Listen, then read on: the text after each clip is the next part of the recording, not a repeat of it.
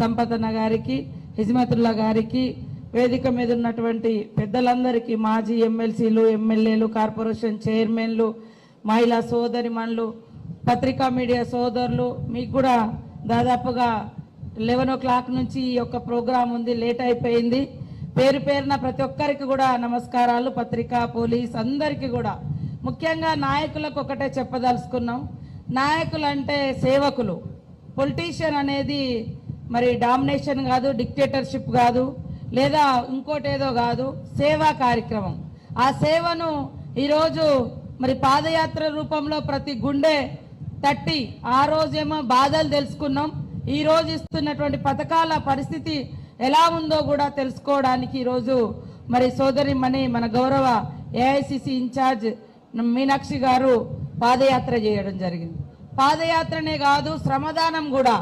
ప్రతి నాయకుడికి ఎంతో ఓపిక, పట్టుదల, సేవా దృక్పథం, ప్రజల్ని గౌరవించడం, ప్రేమించడం, అభిమానించడం అనేది చాలా అవసరం. అందుకనే పొద్దున్నే మరి తట్టలు పట్టుకొని మట్టి ఎత్తి మరి పని చేసినటువంటి పరిస్థితి. అదే కాకుండా కాంగ్రెస్ ప్రభుత్వం అంటేనే పేదల ప్రభుత్వం, రైతుల ప్రభుత్వం, మహిళల ప్రభుత్వం, యువకుల ప్రభుత్వం. కాబట్టి మరి అంకాపూర్లో రైతాంగంతో కూడా ఈ యొక్క రైతు ప్రభుత్వం యొక్క సంక్షేమం మీద వారు ఇంటరాక్ట్ అవ్వడం జరిగింది. ఇక్కడటువంటి నాయకులకు అందరికీ ఒకటే తెలియజేస్తా ఉన్నాం, అందరికీ ఓపిక ఉండాలి. చిన్న చిన్న సమస్యలు మనకు పడనోళ్ళు, మనకు పడ్డోళ్ళు అందరూ పార్టీలో ఉంటారు. అందరినీ గౌరవించాలి, ఓపికగా డీల్ చేసుకోవాలి, ఓపికగా వాళ్ళతో వ్యవహరించాలి తప్ప ఎప్పుడు కూడా మరి గొడవలకు దిగడం, నాకు నచ్చని వ్యక్తులు ఇక్కడ ఉండొద్దు అనుకోవడం, నీకు నచ్చని వ్యక్తులు నాకు నచ్చని వ్యక్తులు కాదు, సమాజానికి నచ్చటోళ్ళందరినీ మనం చేర్చుకోవాలి, దగ్గర తీసుకోవాలి, నాయకత్వంలో కలుపుకోవాలి. నాయకుడు అనే వాళ్ళు మండల స్థాయి నాయకుడు కావచ్చు, గ్రామ స్థాయి నాయకుడు కావచ్చు, జిల్లా నాయకుడు కావచ్చు. గ్రూప్ లీడర్లుగా ఉండకండి, గుడ్ లీడర్స్గా ఉండండి. అందరూ మీ దగ్గర మీ నాయకత్వానికి సపోర్ట్ దొరుకుతుంది. నేను ముగ్గురికే నాయకుని, నేను నలుగురికే నాయకుని, ఎవరిని కలుపుకోపోను, నాకు ఎవరు వద్దు అంటే వాళ్ళు ఇంకో గ్రూప్ కడతారు, మీకు ఈక్వల్గా నాయకులు అవుతారు. మీరు నాయకుడు అందరినీ కలుపుకోపోతేనేమో మీరు అందరు నాయకులు అవుతారు. నలుగురిని చీల్చి కలుపుకోపోయారు అనుకో, మీకు ఈక్వల్గా తయారయ్యేప్పుడు మీరా నేనా అన్నట్టు ఉంటుంది. కాబట్టి ఇక్కడ నాయకులకు అందరికి ఒకటే తెలియజేస్తా ఉన్నా, మనం అందరం కూడా ప్రజాసేవకులుగా ఉందాం. గాంధీ ఐడియాలజీ మరి ఇన్ని సంవత్సరాలైనా కూడా చెక్కు చెదరకుండా ముందటికెళ్తుంది. రాహుల్ గాంధీ గారి ఆధ్వర్యంలో, ఖర్గే గారి ఆధ్వర్యంలో మనం కూడా రాజకీయాలంటే ఎంతో ఓపికతోటి, మంచి వాళ్ళు ఉంటారు, చెడ్డ వాళ్ళు ఉంటారు, నచ్చని వాళ్ళు ఉంటారు, నచ్చిన వాళ్ళు ఉంటారు. కానీ ప్రజలకు నచ్చే వాళ్ళను మనం ఎంకరేజ్ చేయడం మన బాధ్యత. ప్రజలకు నచ్చే వాళ్ళను, ప్రజలు మెచ్చే వాళ్ళను మనం నాయకులుగా తయారు చేయడం అనేది మన భుజస్కంధాల మీద ఉంది. అప్పుడే మన నాయకత్వం 10 తరాలకు గాంధీ సిద్ధాంతాన్ని, అంబేద్కర్ రాజ్యాంగ స్ఫూర్తిని, మరి రాహుల్ గాంధీ గారి యొక్క భారత్ జోడో యాత్ర యొక్క విధానాలను ముందుకు తీసుకుపోగలుగుతాం. ఖచ్చితంగా ఇన్ఛార్జిగా నేను కూడా వచ్చిన కాబట్టి నేను ఈ ప్రాంత అభివృద్ధికి సేవకురాలిగా పనిచేస్తా, మీ అందరితో తోబుట్టులాగా పనిచేస్తా. మీరే అందరికీ ఏ సమస్య ఉన్నా, మన లోపాలున్నా మనం సరిదిద్దుకోవాలి. మన ఏమున్నాయి అనేది ఎంతసేపు ఎదుటోళ్ళ దిక్కు చూపించడం కాదు, మనం కూడా ఇన్నర్లో మన ప్రాబ్లం ఏమన్నా ఉంటే కూడా సరిదిద్దుకొని ముందుకు పోయే రకంగా మన లీడర్లందరూ కూడా ఎదగాలి. మీరందరూ రాబోయేటువంటి ఎన్నికలలో కూడా అందరూ యాక్టివ్గా పనిచేసి, ఇక్కడ సభలో మీరు కూర్చున్నారు, స్టేజ్ మీద మేము కొంతమంది ఎమ్మెల్యేలమైన, ఎంపీలమైన, మంత్రులమైన వివిధ హోదాలలో పనిచేస్తున్నాము. మరి మీకు జరిగేటువంటి ఎన్నికలలో కూడా ప్రజల మన్ననలు పొందాలంటే ప్రభుత్వం చేస్తున్నటువంటి ప్రతి కార్యక్రమాన్ని ప్రజలకు వివరించాలి. బూతుల వారీగా కార్యకర్తలను తయారు చేసుకోవాలి.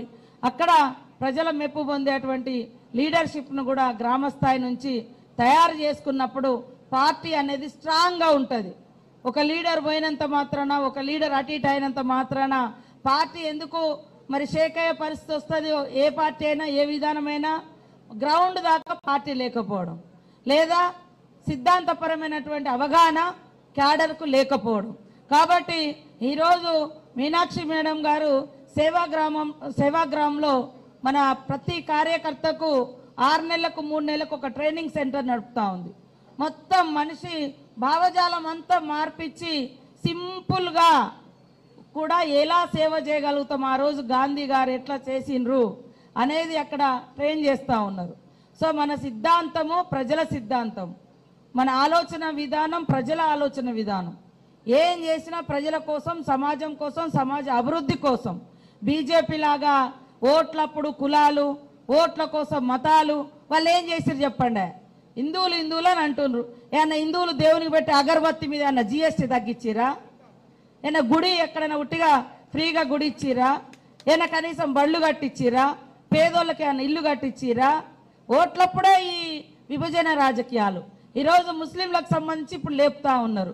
మరి అది ఇప్పుడు మనం కొత్తగా చేర్పించింది ఏముంది? కొత్తగా ఎవరన్నా కులాలను చేర్పించి వీళ్ళు బీసీలని మనం ఏమన్నా కొత్తగా ఎవరికైనా ఐడెంటిఫికేషన్ ఇచ్చినామా? ఎవరినైనా కొత్త గుర్తింపు ఇచ్చినామా?